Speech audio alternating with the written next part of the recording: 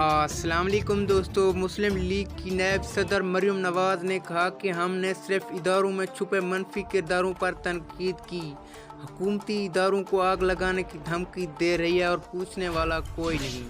مسلم league کی نائب صدر اور سابق وزیر اعظم نواز شریف کی صاحبزادی مریم نواز بھی الیکشن کمیشن سے متعلق وفاقی وزیر ریلوے اعظم سواتی کے بیان پر بھول پڑی۔ مریم نواز نے سماجی رابطے کی ویب سائٹ ٹویٹر پر اپنے ٹویٹ میں کہا کہ ہم نے اس ویڈیو کی مکمل تفصیل سے پہلے سبسکرائب کریں اور بیل آئیکن کو دبانا نہ بھولیے۔